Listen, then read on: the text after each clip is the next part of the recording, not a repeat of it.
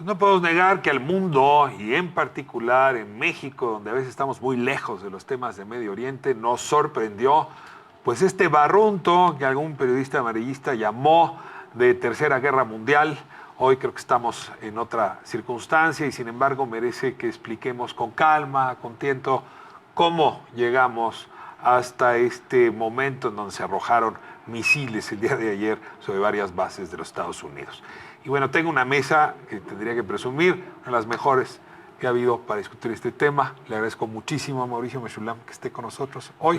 Muchas gracias, especialista Ricardo. justamente en los temas de paz y Medio Oriente. Y tengo al embajador Jorge Álvarez, que pues además es uno de los grandes especialistas de este país, justamente del Medio Oriente y también de África. Mire que los problemas de violencia no solamente se restringen a esta región y a veces están muy conectados lo que ocurre en un continente con el otro. Voy a comenzar con una pregunta quizá muy escolar, si me permiten, académica, pero necesito regresarme en el tiempo. En realidad, lo que estamos observando ahora con este bombardeo a la casa, a los cuarteles donde estaba Soleimani, y ahora el regreso de estos misiles a las bases estadounidenses, pues se remonta, por lo menos en fechas más recientes, a lo que ocurre con Saddam Hussein y a lo que ocurre después del 11 de septiembre y la acusación de la existencia de armas de destrucción masiva en Irak. Si me ayudan a, digamos, haciendo un corte en ese momento de la historia, empezar a contar cómo se construye Soleimani, cómo se construye la relación de Estados Unidos y cómo se construye ISIS incluso como repercusión de aquello. Adelante, ¿quién quiere empezar? Ok, mira, digo, hay muchos puntos de partida, pero posiblemente podríamos partir para no detenernos en la guerra Irán-Irak. El punto de partida, yo te diría, es el momento en que la guerra Irán-Irak termina. En ese momento, Irán entiende que en Irak tiene una capacidad de influencia enorme, porque Irak es un país de mayoría chiita. Recordemos que Irán va a representar el mayor líder del chiismo en la región, Arabia Saudita el mayor líder del sunismo. Irán, uno de los elementos de supervivencia para la revolución iraní es expandir el proyecto y generar zonas de influencia donde existe población chiita. La población chiita es minoritaria en Medio Oriente. Entonces, allá donde hay minorías chiitas, Irán quiere llegar. Y Soleimani va a ser uno de los arquitectos de esta influencia. En el momento en que Irán e Irak dejan de pelear, es un momento que Irán encuentra como oportunidad para empezar a penetrar, pero obviamente ahí estaba Saddam Hussein. Entonces, justo se va a cruzar con con el evento clave que tú acabas de mencionar, que son los ataques del 11 de septiembre, ¿no? Así es. Y yo creo que hay que vincular también no solo, digamos, las Torres Gemelas y 2001. Hay que pensar en 2003. La decisión que va a conllevar, digamos, los Estados Unidos para llevar al Consejo de Seguridad y no lograr en 2003 una resolución que haga ¿qué? Que haga la ocupación de Irak. Estamos hablando hoy también de un conflicto que tiene lugar en Irak, el tercer país productor de petróleo. Y coincido con Mauricio en su análisis. Hay que verlo en el contexto justamente de las tensiones. Yo no de ninguna manera quiero simplificar. En el Medio Oriente hay todo, menos la simplicidad. No se trata de pensar solo en las tensiones entre sunitas y chiitas, pero ciertamente hoy estamos en un ciclo que está anclado ahí. Y está anclado ahí, además, con los componentes económicos, políticos, militares y diplomáticos. Voy a mover la cámara hacia Washington para regresar a la zona.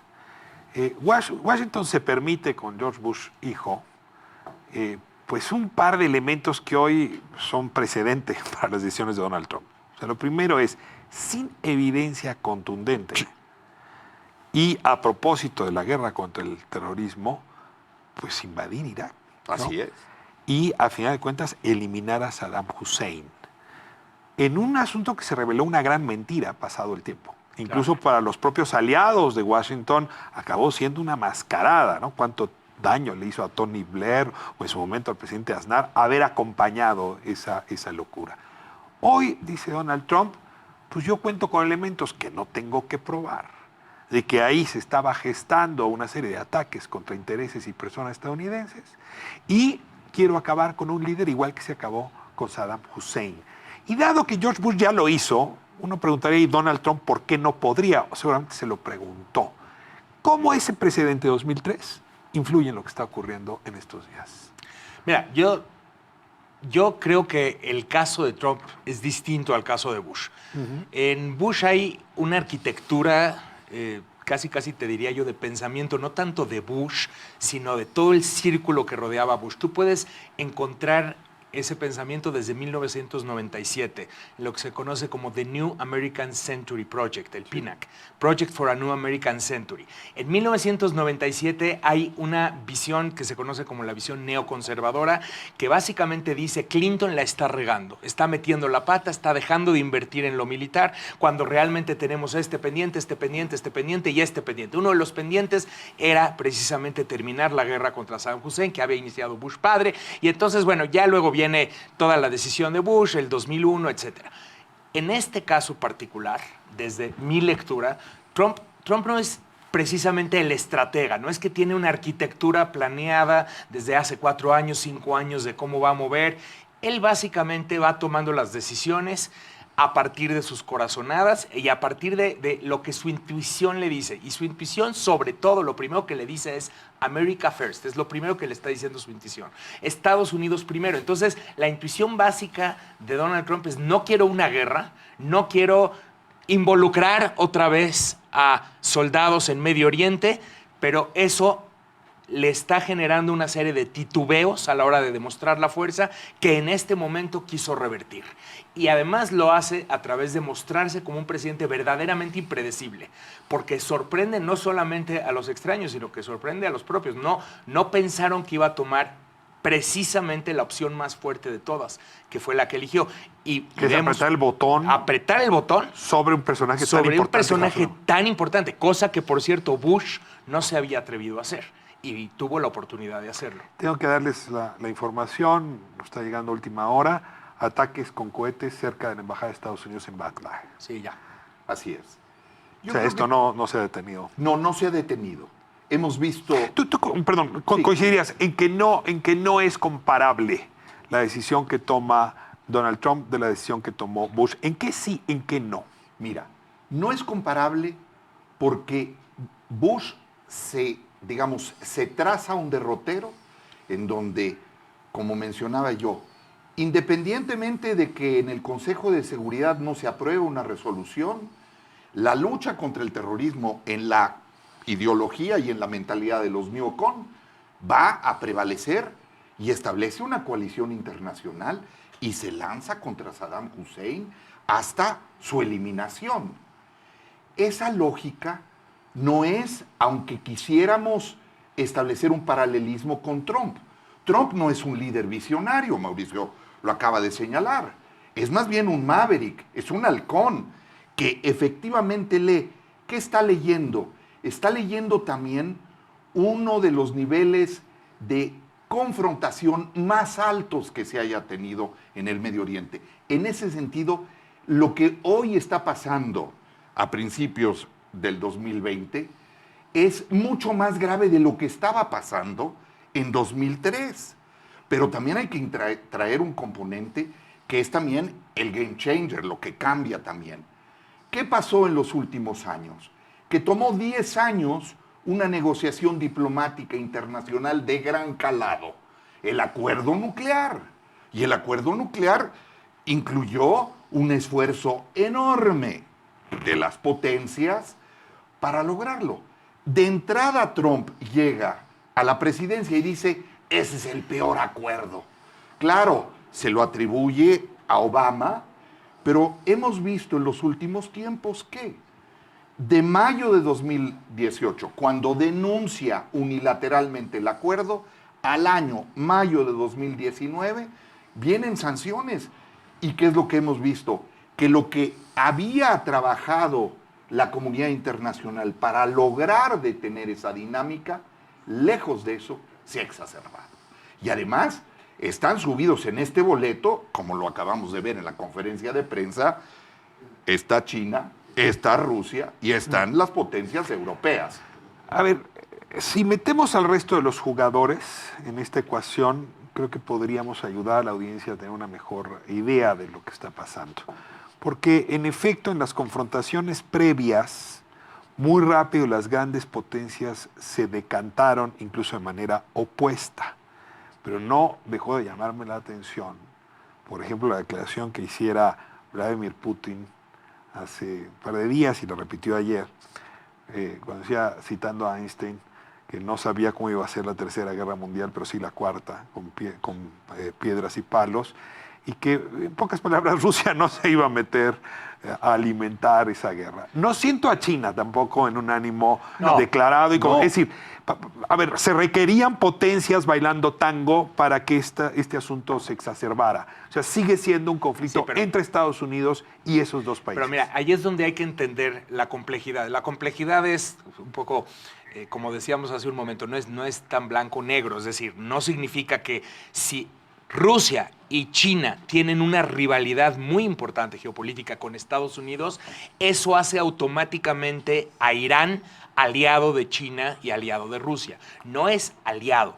Y aquí yo he estado usando un ejemplo que me parece muy pertinente en este momento. Rusia tiene sus propios intereses y a Rusia le incomoda la posición que ha venido adquiriendo Irán en Siria. Le incomoda. O sea, Rusia no quiere compartir ese pastel. Los dos, tanto Rusia como Irán, fueron aliados de Assad y son las dos mayores explicaciones que permiten explicar la victoria de Assad en Siria. Pero a Rusia no le encanta compartir el pastel con Irán. Entonces, cada vez que Israel se mete a bombardear dentro de Siria posiciones iraníes, los rusos se voltean para el otro lado. Le marcan determinadas reglas a Israel y dicen, no debes tocar, obviamente, ni a las bases rusas, ni al personal ruso, ni debes tocar a las tropas de Assad, que son mis aliados, etcétera.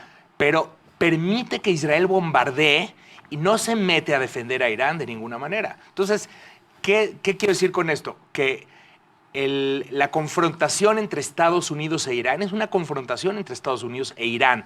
Rusia y China jugarían, en todo caso, un papel más de contención, más de... No quieren tampoco ver un incremento de tropas estadounidenses en la zona. Pero no ves un conflicto con Trump de parte de estas potencias. No va a haber un conflicto con Trump, pero yo decía, son parte de este baile. Y son parte de ese baile porque lo que está en juego también no es solo Irak. La mayor catástrofe de nuestro tiempo es la guerra en Siria. Hemos mencionado ya el Estado Islámico. Irán jugó un papel inclusive aliado con los Estados Unidos, con una coalición internacional para la eliminación. Entonces yo puedo entender también la confusión que pueden tener nuestra audiencia para entender que en estos juegos se dan a muchos niveles y en donde los actores tienen que jugar papeles. Aquí es donde viene una de las cosas que les planteaba al principio. Estados Unidos y Soleimani fueron aliados en la lucha contra ISIS.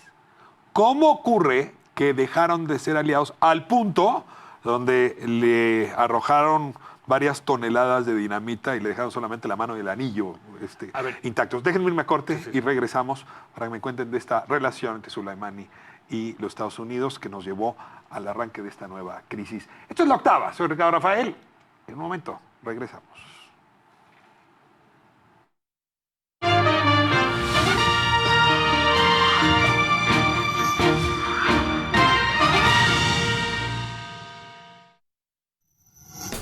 Soy Fer Quintana de Joya 93.7 y estás viendo La Octava.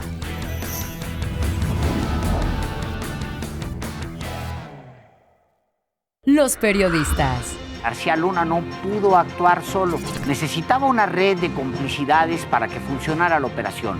El partido del presidente Andrés Manuel López Obrador ordenó separar en un plazo de 3 días hábiles a la senadora Lili Telles, quien le dio dinero para construir el Centro Fox. Slim, Emilio Azcárraga Gallán, Ricardo Salinas Pliego, Federico Sada González, Olegario Vázquez Raña, Roberto Hernández. El mejor análisis de los temas públicos. Los periodistas. Lunes a viernes, a las 18 horas. La Octava. Preguntar es tu derecho. Tengo miedo de que mi hija no llegue. ¿Qué se está haciendo para cuidar su regreso? Pregunta a los encargados de seguridad, que para eso están. Algo no me cuadra. ¿Cuánto se gastó para construir la carretera? Pregunta a las autoridades de transporte. Ellos deben saber. Yo quisiera saber si tendrán los medicamentos en la clínica que me toca. Pregunta al sector salud. Ellos tienen esa información. Usa la plataforma de transparencia. Te deben responder. El INAI defiende tu derecho a preguntar. El que pregunta no se equivoca.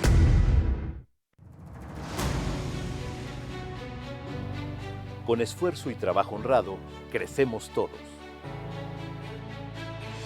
Con respeto y honestidad, vivimos en armonía.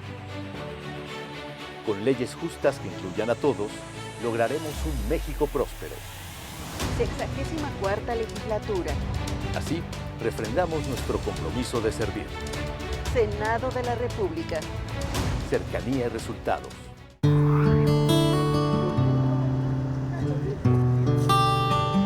¿Estás arrepentido de haberla regado con alguien? Quiero terminar un problema con mi hermana. Quiero que todo esté bien, ya que nuestra familia se separó hace 10 años. ¿Deseas hacer el orgullo a un lado y recuperar a esa persona que tanto amas? Que la quiero mucho, que necesito estar con ella para sacar adelante a nuestra hija. Reconciliaciones es el espacio perfecto para que esa persona regrese a tu lado y obtenga su perdón. ¿Por qué no estar con la familia? ¿Por qué no disfrutarse? ¿Por qué no amarse? ¿Por qué no apoyarse? Llueva, truene o relampaguee, nosotros estaremos ahí para conseguirlo. Hemos llegado, hemos arribado, vamos a ver qué pasa. Esto es un detalle. Recuerda que cada una es muy especial, ya que realmente no sabremos qué sucederá. Yo ando buscando al dueño de mis quincenas. Busco a la dueña de mis quincenas. Busco al dueño de mis quincenas. Búscame a través de Facebook, las reconciliaciones de La Octava. Así que ya lo sabes, no te pierdas estas reconciliaciones aquí, en La Octava, por supuesto, por el 8.1. Todas las mañanas acompaña a Maite, Pancho y Alexis con el resumen y análisis de la conferencia de prensa del presidente Andrés Manuel López Obrador. Entrevista, la opinión de la gente porque el pueblo manda. De lunes a viernes después de la mañanera a través de La Octava, 8.1 de televisión abierta y en YouTube, La Octava TV. Irma Heréndira Sandoval Ballesteros, secretaria de la Función Pública, quien está en la línea. Mira, lo que nosotros hicimos no fue una exoneración. Pusimos en el banquillo de los acusados a Manuel Bartlett. Irma, ¿de dónde proviene la riqueza de Manuel Bartlett? Eso es algo que le corresponde indagar a las autoridades penales. El cambio no fue una revolución armada, fue una revolución electoral, fue un golpe de timón pacífico. Tenemos una revista que se llama El Chamuco. Los hijos del Averno, llévela, vara. Es de colección. Julio Astillero, La Octava. Soy Carlos Gil de Opciones de Vida y estás viendo La Octava.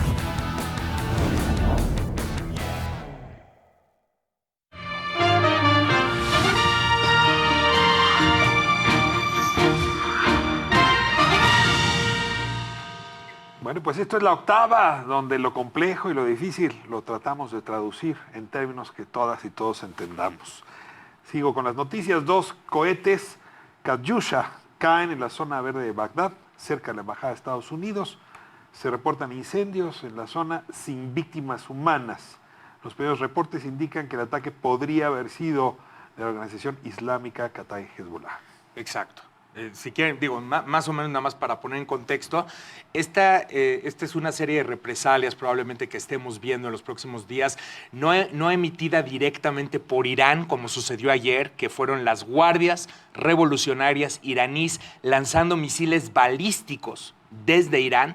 En este caso son cohetes Katyusha, que son cohetes mucho más pequeños, lanzados por milicias chiitas, aliadas, armadas, entrenadas por Irán, y están vengando... Son grupos guerrilleros. Son grupos guerrilleros, son milicias, sí, son grupos paramilitares, si quieres tú, grupos guerrilleros, que uno de sus líderes también fue muerto en el ataque en contra de Soleimani. Y entonces ellos también han jurado vengarse, etc. Importante mencionar que antes de la muerte de Soleimani, día 27 de diciembre, estas mismas milicias que hoy están lanzando estos cohetes, lanzaron 30 misiles en contra de una base que alojaba personal estadounidense, mataron a un contratista estadounidense, hirieron a varios soldados, que fue, podríamos decir, el evento que detona la espiral actual. Me regreso a la pregunta que hacía hace un momento, embajador. Soleimani, de una manera o de otra, fue aliado de Estados Unidos en la lucha contra ISIS. Y es un aliado que acabó pagando pues, muy alto su alianza. ¿Cómo pasó de ser amigo, aliado de Washington? A ver, ¿qué pasó? Ni siquiera aliado. Fue circunstancialmente, digamos, un factor que iba en la misma dirección. Un instrumento. Un instrumento. Ahora, no solo hay que ver el caso del comandante de estas brigadas, que es la brigada Al-Quds de las Guardias Revolucionarias de Irán, sino que el general Soleimani era un actor tanto militar como político. Jugaba él un papel determinante en la agenda respecto de Siria, Irak, Líbano, Libia. Y Yemen. Y Yemen, por supuesto, muy importante. Y entonces hacía que este actor fundamental que había ido determinando la agenda, la expansión de Irán en el juego geopolítico, en el cambio del tablero que ha venido ocurriendo en los últimos 8 o 10 años. A ver, Soleimani, entonces, no solamente es un actor militar, sino que es fue un estratega político para el avance de los intereses iraníes. Sin duda. De ahí a acusarlo de ser artífice de una serie de presuntos actos terroristas que el gobierno estadounidense olfateó a tiempo y por lo tanto decidió asesinarlo, me cuesta, ¿cómo entramos? Porque, digo, hay un elemento adicional. Cuando se firma el pacto nuclear entre la administración Obama y, podríamos decirlo así, la administración Rouhani, se firma en 2015. Claro. Un sector importante de Irán no estaba del todo contento y no favorecía los términos. Así como los halcones en Washington decían que era un pacto mal negociado y que tenía muchos defectos, siempre del lado iraní, hay duros en los cada lado. duros, ¿no? Parte de los duros era Soleimani, precisamente. Y entonces, digamos que se fuerza a colaborar o a entrar en este espíritu colaboracionista con Estados Unidos, pero un poco a regañadientes. Efectivamente, había un enemigo común, porque dentro de toda esta estrategia de Soleimani, Irak forma una parte fundamental. Y el Estado Islámico o ISIS había conquistado una tercera parte de Irak y además amenazaba con expandir el territorio. Y además amenazó a Irán también. Entonces había que detenerlo. Y entonces se vuelve el enemigo común. El enemigo de mi enemigo es mi amigo. En ese momento vas a ver a estas mismas milicias que hoy están atacando, estas mismas milicias chiitas que habían atacado a Estados Unidos desde la intervención, estas mismas milicias combatiendo prácticamente al lado de la aviación estadounidense. ¿Hay evidencia que Soleimani estuviese preparando actos terroristas en contra de Estados Unidos, como dijo el presidente Donald Trump? No.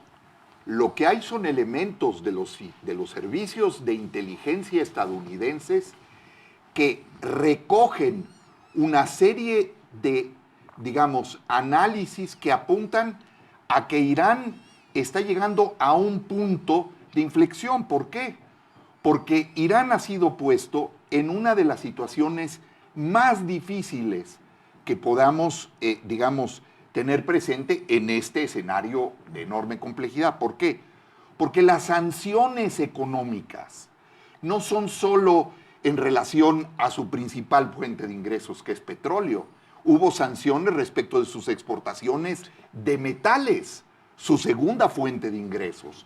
Entonces, lo que hemos visto es que hay un análisis sobre la base de lo que decidieron en abril de 2019, que es declarar a las Guardias Revolucionarias una organización terrorista, lo cual es la coartada y justificación para la eliminación. Pero a ver, déjeme ir despacio porque ahí es donde me hago un poco bolas, embajador Mauricio. Lo que tienes enfrente es un Irán empoderado, creciendo en influencia regional y probablemente habría seguido sucediendo si no frenan a su brazo militar. De ahí a asesinar a una persona, pues sí hay un paso. Pues. Claro. Hay muchas maneras de frenar el crecimiento que no sea matar al líder de las fuerzas revolucionarias. Tienes que añadir este factor. O sea, este poder en expansión está también asfixiado económicamente y entonces se toma la decisión un año después, o sea, durante un año, de mayo del 2019 a mayo de 2018 a mayo del 2019, Irán adopta una especie de paciencia estratégica porque Estados Unidos se había salido del acuerdo nuclear, empieza a presionar a los europeos a fin de que suavicen la posición de Trump, no lo logran, buscan mecanismos para esquivar las sanciones, no lo logran y entonces las guardias revolucionarias entran a decir y Soleimani dice, ya ven, se los dijimos, con estos no se puede tratar. No debimos haber firmado el pacto. Ahora sí, hazte a un lado y déjanos a nosotros operar. Y empiezan primero a abandonar por partes, de manera escalonada, el pacto nuclear, a desconocer elementos del pacto nuclear. Y segundo, empieza una estrategia de acoso, pero acoso, de este acoso asimétrico, de esta estrategia de desgaste que te permite no reconocer que fuiste tú quien llevó a cabo un ataque, como por ejemplo el ataque lanzado en contra de las instalaciones petroleras saudíes. Sí. Con drones, con un ejército de drones muy bien orquestado, muy bien dirigido, pero Irán dice, nosotros no fuimos, ¿no? O el secuestro de pronto de buques que llevan petróleo, el bloqueo del tránsito a estos buques que llevan petróleo. Hasta ahí se estaba atacando a los aliados de Estados Unidos. Pompeo, en diciembre, poco antes de estos ataques que menciono, dice, hay una línea roja, que les quede claro. Trump efectivamente no ha intervenido hasta el momento. Si un ciudadano estadounidense muere o son dañadas las vidas de ciudadanos estadounidenses, eso será una línea roja. Y por eso la importancia del ataque del 27 de diciembre que estaba yo diciendo. Cruzaron la línea. Según lo quisieron demostrar, no tenían que haber matado a Soleimani para demostrar la represalia, pero sí se cruza una línea roja. Cierto. Se cruza una línea roja y se hace una evaluación rápida, desde mi punto de vista, más coyuntural que estratégica, en relación a lo que está pasando en el contexto de la región. Si pensamos en Arabia Saudita, esos ataques, pero no podemos decir que el liderazgo saudita está precisamente en su mejor forma con un príncipe heredero, vamos, que el mundo entero sabe que ejecutó a un periodista y lo mandó destazar, perdonando la expresión. Cuando vemos que en Yemen, Arabia Saudita se ha quedado realmente en su propio Vietnam. Los Emiratos Árabes han salido ya de ahí. En el Golfo Pérsico hay un diferendo que ahora está siendo recalibrado porque Arabia Saudita y Emiratos se pelearon con su primo, que es Qatar. Entonces, el análisis que se hace coyuntural va en ese sentido y por eso los juegos, como si fuera una especie de Game of Thrones. Ahora, estamos ante un polvorín y entiendo muy bien el análisis desde el punto de vista de los liderazgos o de los gobiernos formales o los gobiernos informales y hasta con brazos guerrilleros, pero me hace falta el otro análisis y es, ¿qué intuyen ustedes que está pasando con las poblaciones en esas zonas? O sea, yo decía hace un momento, parece sintomático que en el sepelio de Soleimani, pues nos enteramos que hubo 56 muertos porque a la gente le dio susto y se echaron a correr y hubo asfixiados y atropellados. Porque haya habido 56 muertos, ¿cuánta gente acudió a ese sepelio? ¿Qué implicaba este mártir o qué implica este mártir hacia adelante? ¿Qué van a exigirle a sus gobiernos esas poblaciones? ¿Cómo continúa la religiosidad entre sunitas y chiitas, etcétera? Son preguntas más a ras de suelo, como decimos en este programa, que me interesa también completar el análisis. Y hablemos también de lo que pasa a ras de suelo en Estados Unidos. ¿Cómo impacta esto en las elecciones, en el juego de los partidos, demócratas y republicanos? Es decir, veamos el otro lado de la moneda. Déjenme me acorte y regreso con este punto. No se vaya, esto es La Octava. Soy Ricardo Rafael. Estamos en la mesa de discusión sobre el conflicto Irán-Estados Unidos.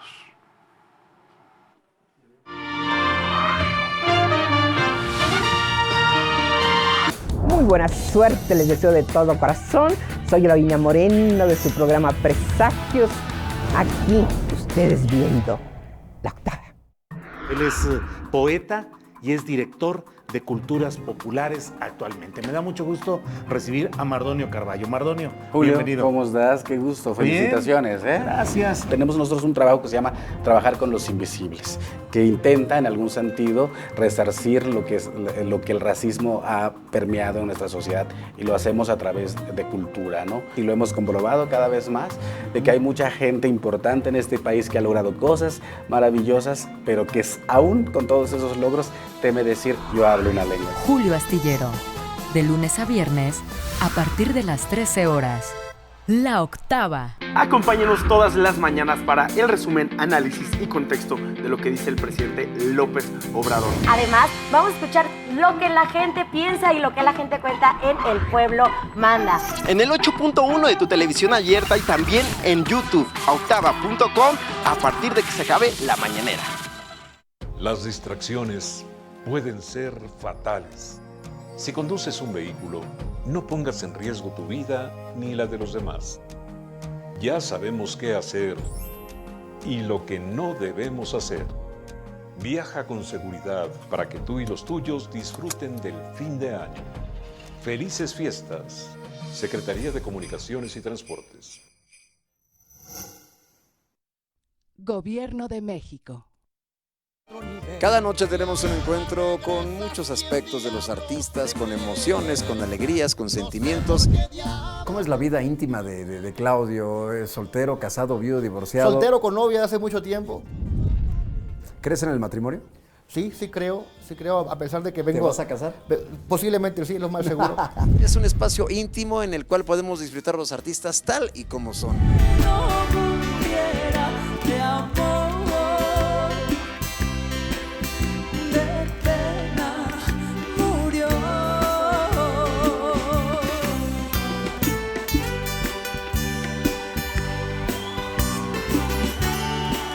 Toda una puesta en escena en un ambiente íntimo solo para ustedes en las noches de Bohemia. Te pude decir cuánto te amo.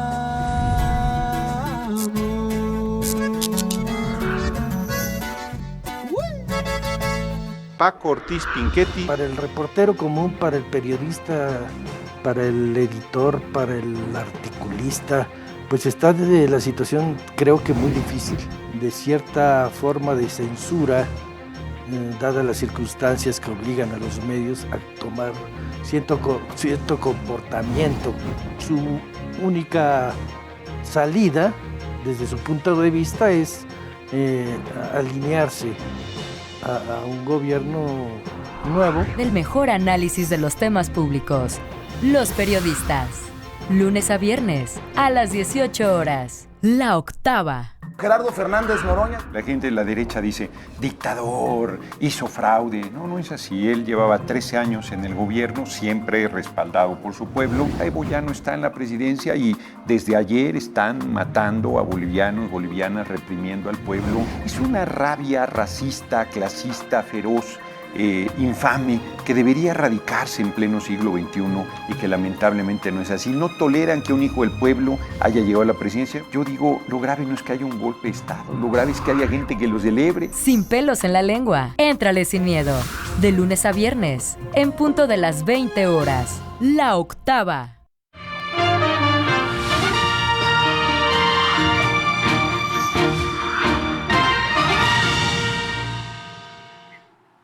Ahora estamos de vuelta en La Octava. Les preguntaba, embajador, don Jorge, ¿qué hacer con una población donde cada uno de estos elementos agravia y endurece más el rechazo?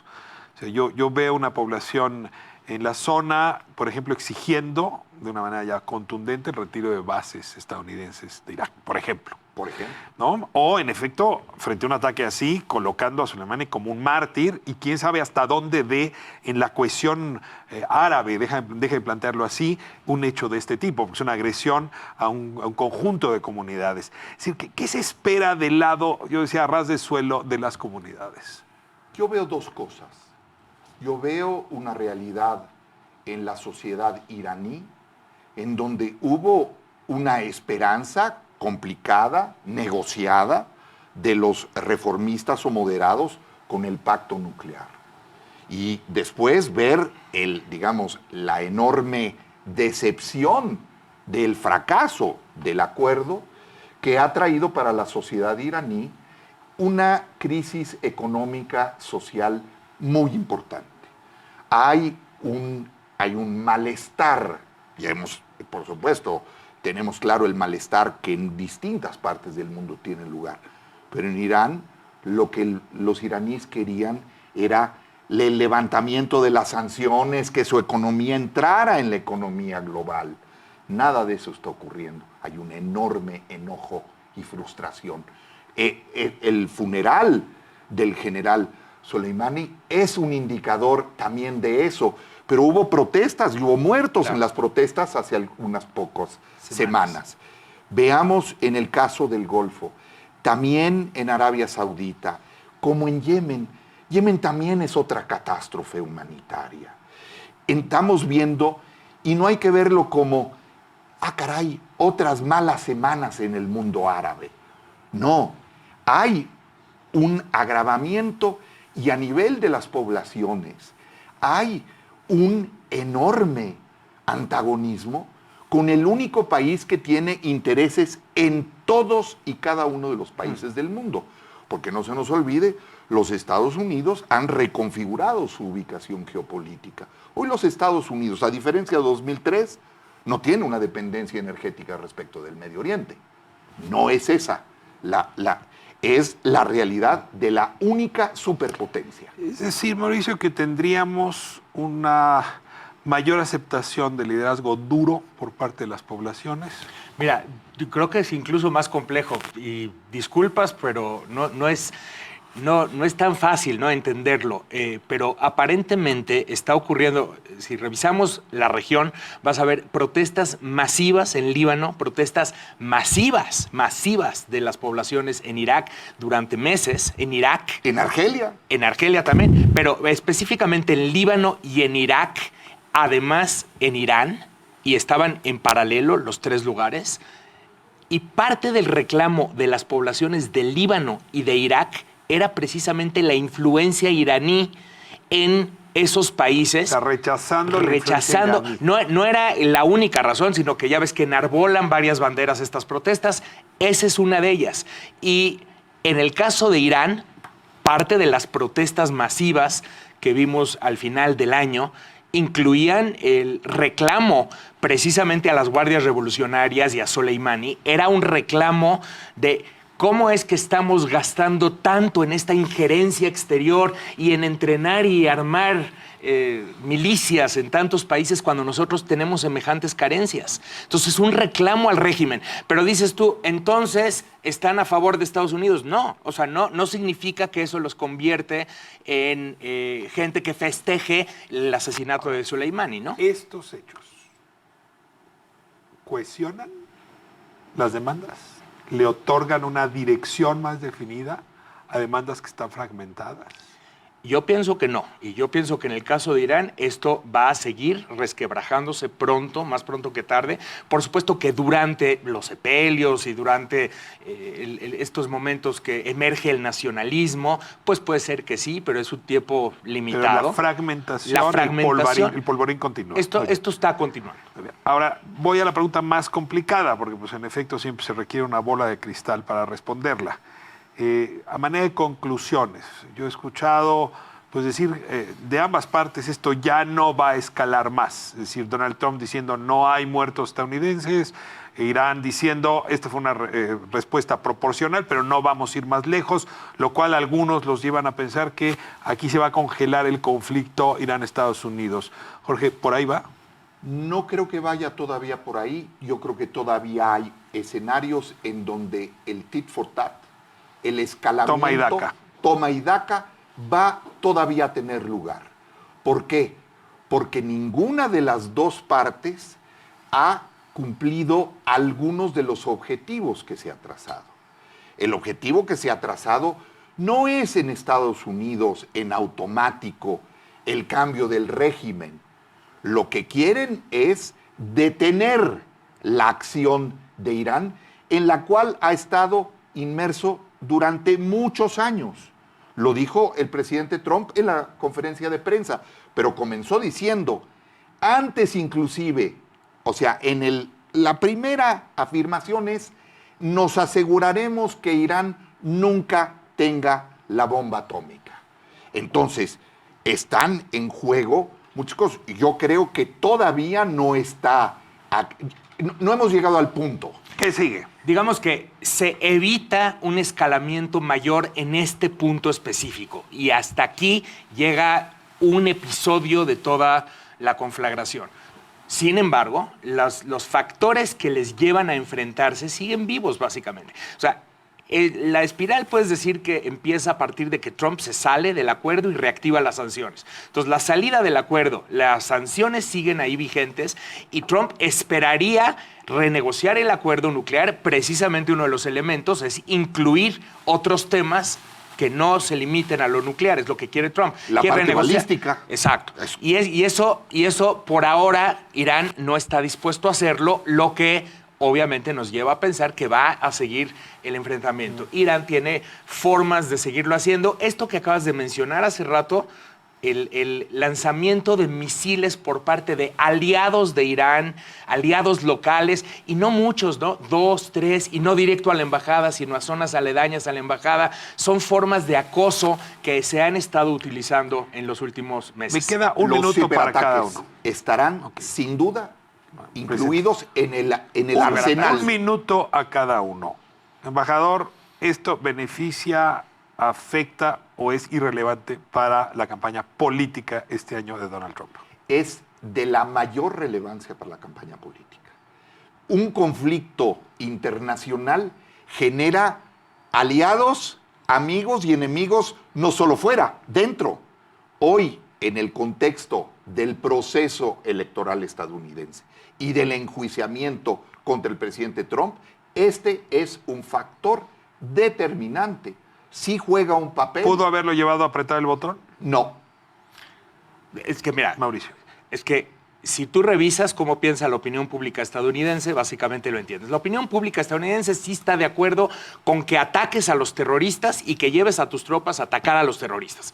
Pero no quieren un incremento de tropas en la zona, ni quieren una confrontación que te lleve a una guerra prolongada del tipo de Afganistán o del tipo de Irak. ¿Qué hizo Trump? Hasta hoy lo que hizo fue mató a un terrorista porque está clasificado. Operación quirúrgica. ¿No? Mata a un terrorista, da un golpe muy fuerte y ya desescaló, se retira y dice ya no tengo nada que hacer. Todo está muy bien. Entonces, eso le da puntos. Beneficia. Eso le da puntos hasta este momento. A los demócratas no les favorece de su lado poderse oponer. Podrá favorecerles si juegan la carta y no solo la esperable de procedimiento, que es no fuimos informados, no fuimos consultados, los aliados también quedaron a oscuras. No, lo que tiene en juego, y bien lo señalaba Mauricio hace un instante, es cuál es el papel. Estados Unidos ha dicho en boca de Donald Trump, no seremos más el policía del mundo. Pero hoy se la tuvo que jugar y se la jugó así en un cálculo que ojalá y lo hayan pensado bien. Mauricio, Mesulam, muchísimas gracias. Embajador Jorge Álvarez, le agradezco muchísimo. Encantado de estar en esta mesa. Y bueno, es difícil explicar, pero lo han hecho magníficamente. Ese es el papel que jugamos en este espacio. Esta es la octava, esta es su casa, este es su micrófono. Gracias. Es con muchísimo. Gracias. Nos escuchamos el día de mañana, 88.1 en Radio Centro. Nos vemos.